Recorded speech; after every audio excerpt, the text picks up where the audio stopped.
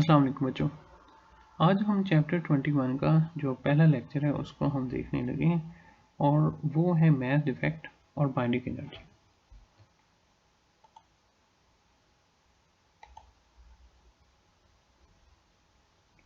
पहले तो math defect होता क्या है। अब आपको पता है कि न्यूक्लियस वो एक बाउंड सिस्टम है। इसका मतलब ये हुआ कि आपको एनर्जी देनी पड़ेगी अगर आप उस न्यूक्लियस को ब्रेक करके डिस्पर्स करना चाहते हैं न्यूक्लियॉन्स में, यानी कि इंडिविजुअल पार्टिकल्स में। तो यही मतलब इसी तरह का आइडिया हमने एटॉमिक फिजिक्स में भी पढ़ा था कि जिसमें एनर्जी लेवल्स ऑफ हाइड्रोजन का जो नंबर था वो नेगेटिव था। क्योंकि वो एक बाउंड सिस्टम था जो कि कम एनर्जी रखता है as compare to free proton या इलेक्ट्रॉन के। तो आपको एनर्जी सप्लाई करनी पड़ती थी एटम को ताकि आप एक इलेक्ट्रॉन को रिमूव कर सकें, और उस एनर्जी को हमने आयोनाइजेशन एनर्जी कहा था। गालबन उसकी एनर्जी 13.6 इलेक्ट्रॉन वोल्ट थी। इसी तरह बच्चों हमें एनर्जी जो है वो चाहिए होगी न्यूक्लियस को डिसेंबल करने के लिए उसके इंडिविजुअल प्रोटॉन्स और न्यूट्रॉन्स में। अब एनर्जी क्यों चाहिए होगी? तो होता यह है कि जब हम आम तौर पर बात करते हैं तो हम कहते हैं 2 + 2 = 4, लेकिन न्यूक्लियस के केस में ऐसा नहीं होता। यहाँ पर होता ये है कि अब हमने 2 + 2 को ऐड किया, मिसाल के तौर पे 2 हाइड्रोजन और 2 जो है मिसाल के तौर पे हमने 2 प्रोटॉन्स और 2 न्यूट्रॉन्स को आपस में मिलाया। तो जब हम 2 प्रोटॉन्स और 2 न्यूट्रॉन्स को आपस में मिला के एक हीलियम का फ़र्ज़ करें न्यूक्लियस बनाते हैं, तो आप देखेंगे कि जो न्यूक्लियस है उसकी मैस कम है। न्यूक्लियस की मैस कम है, और अगर हम प्रोटॉन्स की मैस और न्यूट्रॉन्स की मैस को ऐड करते हैं तो इन जो इंडिविजुअल पार्टिकल्स हैं इनकी मैस ज़्यादा है। तो यहाँ पर क्या हुआ कि जो इंडिविजुअल पार्टिकल्स हैं उनकी मैस ज़्यादा है कंपेयर टू उस चीज़ के जो उन्हीं से ही मिलकर बनी है, यानी कि न्यूक्लियस। तो ये जो न्यूक्लियस की मैस का कम होना compare to sum of the masses of individual particles, ये जो डिफरेंस है ये कहलाता है मैस डिफेक्ट। इस मैस डिफेक्ट को कैसे फाइंड कर सकते हैं? हम फाइंड कर सकते हैं इसे इस फार्मूला से जो कि आपको सामने नज़र आ रहा होगा कि अगर हम मैस ऑफ द प्रोटॉन्स को मल्टीप्लाई करें टोटल नंबर ऑफ प्रोटॉन्स और plus mass of the neutrons को मल्टीप्लाई करें टोटल नंबर ऑफ न्यूट्रॉन से, तो हमें ये टोटल मैस आ जाएगी ऑफ इंडिविजुअल पार्टिकल्स, और उसमें से माइनस कर दें मैस ऑफ द न्यूक्लियस को, तो जो आंसर है वो मैस डिफेक्ट के बराबर होगा। तो क्वेश्चन तो ये अराइज होता है कि क्या मैस मिस है, क्या ये against law of conservation of mass है। तो इस तरह के भी क्वेश्चन अराइज होते हैं। तो ये बच्चों law of conservation of mass के अगेंस्ट नहीं है। हुआ ये है कि अगर इंडिविजुअल पार्टिकल्स की मैस ज़्यादा है और मैस ऑफ द न्यूक्लियस कम है, तो इसका मतलब ये हुआ कि जब हमने इंडिविजुअल पार्टिकल्स को कंबाइन किया तो कुछ मैस कन्वर्ट हो गई एनर्जी के अंदर। इसी तरह इसका उल्ट भी सही होगा, यानी कि अगर हम न्यूक्लियस को ब्रेक करते हैं इंडिविजुअल पार्टिकल्स के अंदर, तो हमें कुछ मैस यानी कि in the form of energy देनी पड़ेगी ताकि जो इंडिविजुअल पार्टिकल्स हैं उनमें हम ब्रेक कर सकें न्यूक्लियस को। तो अभी हमने बात की कि अगर हम इंडिविजुअल पार्टिकल्स को कंबाइन करेंगे तो कुछ मैस कन्वर्ट हो जाएगी एनर्जी में, और इसी तरह अगर न्यूक्लियस को कन्वर्ट करते हैं इंडिविजुअल पार्टिकल्स में तो कुछ एनर्जी देनी पड़ेगी। तो ये जो अमाउंट ऑफ एनर्जी जो कि रिलीज होगी जब इंडिविजुअल पार्टिकल्स को कंबाइन करेंगे और देनी पड़ेगी अगर हम न्यूक्लियस को कन्वर्ट करते हैं इंडिविजुअल पार्टिकल्स में, तो ये एनर्जी कहलाती है बाइंडिंग एनर्जी। और बाइंडिंग एनर्जी को आप कैसे फाइंड कर सकते हैं? उसके लिए बच्चों फार्मूला है कि अगर हम मैस डिफेक्ट को मल्टीप्लाई कर दें सी स्क्वायर से, E = mc² वाले फार्मूले से, तो हम जो है वो फाइंड कर सकते हैं बाइंडिंग एनर्जी। तो जो बाइंडिंग एनर्जी है वो वही फार्मूला मैस डिफेक्ट वाला है, और उसे हम जस्ट मल्टीप्लाई कर रहे हैं सी स्क्वायर के साथ। यहाँ पर सी स्क्वायर के अगर हम नीचे वाले फार्मूले में देखें तो सी स्क्वायर की जगह हम 931.5 मेगा इलेक्ट्रॉन वोल्ट पर म्यू जो है वो पुट करते हैं। और ये क्यों पुट करते हैं ये इस टॉपिक के एंड में आपको पता चल जाएगा। तो हम एक्चुअल में उसे in the form of energy लिखना चाहते हैं, इस वजह से हम सी स्क्वायर की जगह उसकी जो इक्विवेलेंट एनर्जी वैल्यू है 1 म्यू की वो पुट करते हैं। ये कैसे आंसर आता है इसको अभी हम छोड़ दें, तो इसे हम एंड में देखेंगे। तो जो बाइंडिंग एनर्जी है वो क्या रिप्रेजेंट करती है कि जो न्यूक्लियस की जितनी बाइंडिंग एनर्जी की वैल्यू ज़्यादा होगी वो न्यूक्लियस उतना ही ज़्यादा स्टेबल होगा। मीन कि उसे ब्रेक करना या बनाना दोनों ही मुश्किल काम होंगे।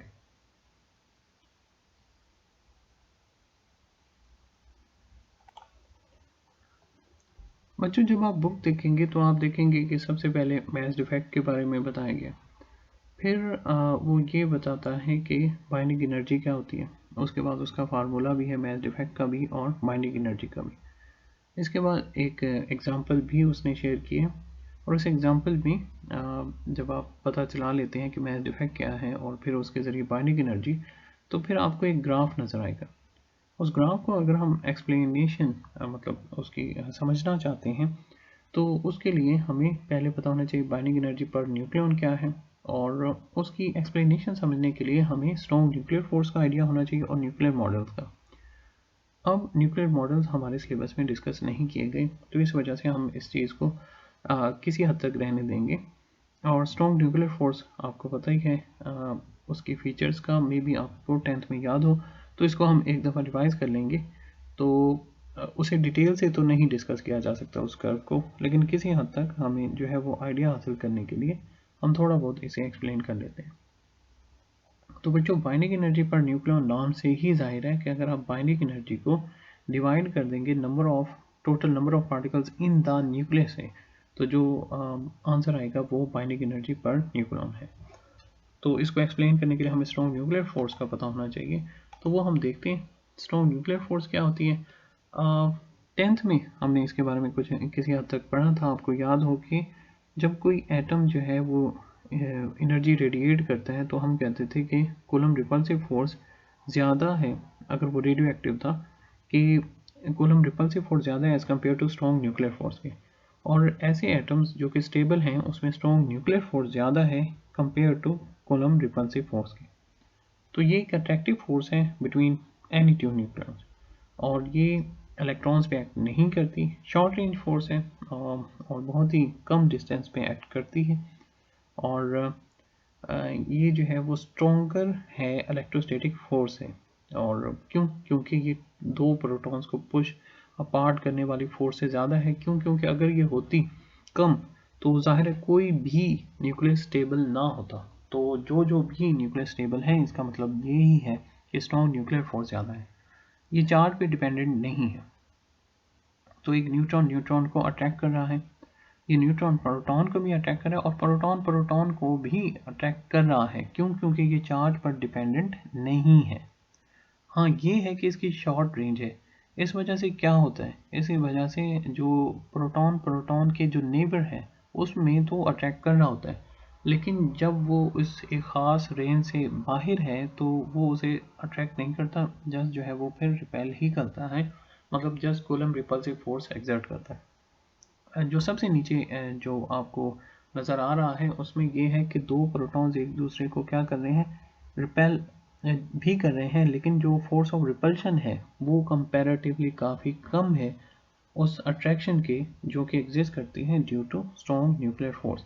तो ये यानी कि इसकी जो वैल्यू है वो इलेक्ट्रोस्टैटिक फोर्स से काफ़ी ज़्यादा होती है। तो हम वही कर्व की तरफ आते हैं। तो ऐसी कर्व आपको अपनी बुक में नज़र आएगी। तो इसमें जो पहला रीज़न वो एक्सप्लेन करता है, ये अभी मैं बताता चलूँ कि ये न्यूक्लियर मॉडल्स और स्ट्रॉन्ग न्यूक्लियर फोर्स इन तमाम की जो एक्सप्लेनेशन है उस पर बेस्ड है। तो वही कि ज़्यादा डिटेल तो नहीं है, लेकिन इसमें वो ये एक मतलब आपको ग्राफ नज़र आ रहा है कि जिसमें जो बाइंडिंग एनर्जी पर न्यूक्लियॉन है और साथ में मैस नंबर एक साइड पर एक्स एक्सिस पर मैस नंबर है और वाई एक्सिस पर बाइंडिंग एनर्जी पर न्यूक्लियन आपको नज़र आ रही होगी। तो ये जो ग्राफ है वो ये शो करता है कि जितने भी तकरीबन स्टेबल न्यूक्लाइड्स हैं उनकी जो बाइंडिंग एनर्जी पर न्यूक्लियन है वो 7 से 9 मेगा इलेक्ट्रॉन वोल्ट है। और आपको मतलब एक स्पाइक सा एक बड़ी सी कर्व नज़र आ रही होगी इज इक्वल टू 4 पे, जो कि कंपैरेटिवली मतलब unusual large binding energy per nucleon है। और वो है आपको नज़र आ रही होगी हीलियम के लिए, ये इधर, ये यानी कि उसने साइड पर इस ग्राफ को बड़ा करके हुए दिखाया है हीलियम के लिए। फिर देखिए कार्बन 12 के लिए थोड़ी सी पीक नज़र आ रही है, फिर ऑक्सीजन 16 के लिए। तो इसका वो रीज़न जो है वो क्या एक्सप्लेन करता है, तो जो न्यूक्लियर मॉडल हैं वो ये एक्सप्लेन करते हैं कि ये जो पीक्स हैं ये उन न्यूक्लियाइड टाइटली बाउंड नेबर्स को रिप्रेजेंट करती हैं जिनके क्लोज शेल हैं। अब वो क्लोज शेल्स जो हैं वो क्या है कि ये जो है favour the binding of pairs of protons और the neutrons with the opposite spins और द पेयर ऑफ पेयर्स। ठीक है, यानी कि अब इसमें देखें He4, इसमें देखें E1 है, ठीक है, C12 पेयर जो है वो E1 है, इसी तरह 16 E1। तो जहाँ जहाँ E1 आ रहा है वहाँ पर जो है वो क्या है मोर बाइंडिंग एनर्जी है। ये अगर आप आखिरी 3 लाइनें पढ़ें, the energy term is positive for more binding energy if both Z and N are even, negative less binding है अगर both Z and N are odd and zero otherwise. ठीक है, यानी कि ये जो वैल्यू है ये कि जो बाइंडिंग एनर्जी का एक्चुअल में फार्मूला है बेस्ड ऑन न्यूक्लियर मॉडल वो खासा मतलब मुश्किल है कंपैरेटिवली कि हम उस अपने सिलेबस में उसे डिस्कस करें। तो उस फार्मूले में ये जो बाइंडिंग एनर्जी जो कि पेयर्स की वजह से न्यूट्रॉन्स और प्रोटॉन्स के पेयरिंग की वजह से प्रोड्यूस होती है वो वैल्यू पॉजिटिव होगी या नेगेटिव होगी, वो डिपेंडेंट है कि जो Z और N है वो इवन है, ऑड है, या मतलब जो है एक इवन है और एक ऑड है। तो इस तरीके से उनकी वैल्यू जो है वो पॉजिटिव, नेगेटिव या ज़ीरो पुट की जाती है। तो यहाँ पर अगर आप देखें कि जहाँ पर जो पीक्स नज़र आ रही हैं वो वहाँ पर है जहाँ पर जो इनकी पेयरिंग है वो क्या है, इवन है। तो इस वजह से इस पेयरिंग की वजह से भी जो बाइंडिंग एनर्जी है वो क्या हो जाती है, इंक्रीज हो जाती है। तो जहाँ जहाँ पे भी आपको He4 है, C12 है और 16 है कि मतलब नज़र आ रहे हैं वहाँ पर आप देखेंगे कि जो पेयर्स हैं वो क्या होंगे, इवन होंगे। फिर बच्चों जो बाइंडिंग एनर्जी पर न्यूक्लियन है वो आप अगर देखें जो वो कहता है कि एटॉमिक नंबर ग्रेटर देन 20 है, वहाँ पर जो डिफरेंस है वो बहुत ही ना होने के बराबर है, बहुत ही कम है जो डिफरेंस है। तो इसका वो क्या मीनिंग निकालता है, इसका मीनिंग वो ये निकालता है कि जैसे ही न्यूक्लियस का साइज जो है वो बड़ा होता है तो न्यूक्लियर बॉन्ड जो है वो सेचुरेटेड हो जाते हैं। सेचुरेटेड मतलब जो है वो क्या वो बताते हैं कि एक न्यूक्लियस है वो जस्ट जो नेबरिंग पार्टिकल्स हैं उनके ऊपर ही वो जो फोर्स ऑफ अट्रैक्शन है वो लगा सकता है। और ये यानी कि ये बताता है कि न्यूक्लियर फोर्स जो है वो एक शॉर्ट रेंज फोर्स है। मीन के नंबर ऑफ पार्टिकल्स बढ़ने से होना ये चाहिए था कि वो जो फोर्स है वो भी बढ़ जाती, लेकिन वो फोर्स बढ़ नहीं रही। तो इसका मतलब यही हुआ कि जो नेबरिंग पार्टिकल्स हैं वो उस स्ट्रॉन्ग न्यूक्लियर फोर्स में रोल प्ले कर सकते हैं, और उसके जो मतलब जो ज़्यादा दूर पार्टिकल्स हैं घटते मतलब नंबर ऑफ पार्टिकल्स बढ़ गए लेकिन स्ट्रॉन्ग न्यूक्लियर फोर्स नहीं बढ़ रही। तो मीन के वो जो फोर्स है वो कांस्टेंट है। तो वो क्यों कांस्टेंट है, क्यों, क्योंकि नंबर ऑफ पार्टिकल्स बढ़ने से उस पर ज़्यादा फर्क नहीं पड़ रहा, वो एक शॉर्ट रेंज फोर्स है। इस वजह से बाइंडिंग एनर्जी पर भी कोई फर्क नहीं पड़ रहा। अगर वो बढ़ती होती तो बाइंडिंग एनर्जी भी बढ़ जाती और उनकी जो मतलब वैल्यू है वो में जो डिफरेंस है वो ज़्यादा आता जाता। फिर वो कहता है कि जो कर्व है वो मैक्सिमम है A इज इक्वल टू 60 पर, ये तकरीबन निकल की वैल्यू है। यानी कि मतलब निकल के जो वहाँ से अगर हमने उसे स्प्लिट करवाना है, वहाँ से उसे निकालना है, यानी कि अगर हम न्यूट्रॉन और प्रोटॉन को वहाँ से कहें कि निकल, तो निकल के लिए ये बहुत ही मुश्किल होगा। और उसकी वजह यह है कि उसकी बाइंडिंग एनर्जी जो है वो बहुत ही ज़्यादा है, 8.8 मेगा इलेक्ट्रॉन वोल्ट पर न्यूट्रॉन। और यहाँ पर वो कहता है कि इसका मतलब है कि ये एक किस्म की मैक्सिमम वैल्यू आ गई कि ये मोस्ट स्टेबल वैल्यू है। तो इस वजह से जो हैवियर न्यूक्लाई हैं वो ज़्यादा स्टेबल तब बनेंगे, मीन के वो ब्रेक होके आएंगे स्मॉलर पीसेस में। जो स्मॉलर पीसेस हैं, अगर आप ग्राफ देखें वो जो बुक में है, वहाँ से अगर आप ग्राफ देखें तो आप देखेंगे कि यूरेनियम स्प्लिट होता है क्रिप्टॉन और बेरियम में। अब क्रिप्टॉन और बेरियम की जो आप वैल्यू देखें वो यूरेनियम से ज़्यादा होगी, मीन के वो जो 8.8 है उसके कंपैरेटिवली ज़्यादा करीब होगी। तो हैवियर न्यूक्लियस चाहता है कि वो मोर स्टेबल में कन्वर्ट हो, यानी कि वो इस तरह स्मॉलर पीसेस में और उन पीसेस में कन्वर्ट होगा जिनकी जो बाइंडिंग एनर्जी है वो कंपैरेटिवली जो यूरेनियम है या इसी तरह कोई भी जो फिजन होता है उससे ज़्यादा। लाइटर न्यूक्लाई, लाइटर न्यूक्लाई जैसे कि हाइड्रोजन को देखें तो वो जो है वो आपस में कंबाइन हो, तो वो कंबाइन होंगे तो वो ज़्यादा स्टेबल यानी कि 8.8 के ज़्यादा करीब होंगे। तो लाइटर न्यूक्लाई ज़्यादा स्टेबल तब होंगे जब वो आपस में मिलें और एक लार्जर न्यूक्लाई बनाएं। जैसे कि आप देखते हैं कि हाइड्रोजन हाइड्रोजन मिलकर हीलियम बनाती है, जिसकी binding energy as compare to hydrogen क्या होती है, ज़्यादा होती है। तो ये कहते हैं कि वो हमेशा तो मैकेनिज़्म जो है वो ट्रांसमिशन के लिए ट्रू नहीं है, लेकिन कि अंडरस्टैंडिंग के लिए जो है वो चल जाता है ये चीज़। और लास्ट में एक और बात है और वो ये कि हमने किस तरह जो 1 म्यू है एटॉमिक मास यूनिट है उसे 1931.5 मेगा इलेक्ट्रॉन वोल्ट के इक्वल पुट किया। हमारी बुक में 1931 आ रहा है, लेकिन एक्चुअल में जो आंसर आ रहा है वो 1931.5 मेगा इलेक्ट्रॉन वोल्ट आ रहा है। तो इसमें क्या है कि 1 म्यू जो है मास ऑफ द प्रोटॉन तकरीबन 1.6776 है और उसका एटॉमिक मास यूनिट जो है 1.0073 है। तो अगर हम 1 म्यू की वैल्यू इससे निकालें तो वो इक्वल आती है 1.6605 इंटू 10⁻27। फिर इसे is equal to M C square वाली वैल्यू में प्लेस करके देखें तो जो आंसर आ रहा है वो इतने जौल आ रहे हैं, 1.4924 इंटू 10⁻10 जौल। अब जौल को हम कन्वर्ट करते हैं इलेक्ट्रॉन वोल्ट में। इलेक्ट्रॉन वोल्ट में जब आप कन्वर्ट करते हैं तो आपको पता है कि जो इलेक्ट्रॉन वोल्ट है उसमें इतने जॉल्स होते हैं, तो वो आप लिख देंगे। तो वो जो वैल्यू है वो है 1.6022 इंटू 10⁻⁻19 और फिर आप वैल्यूज प्लेस करें तो आपके पास जो आंसर आ जाता है 1931.5। तो हमारा टॉपिक यहाँ पे ख़त्म होता है। कोई भी क्वेश्चन हो तो कमेंट्स में पूछ लीजिएगा। आप सब लोगों का बहुत शुक्रिया। अल्लाह।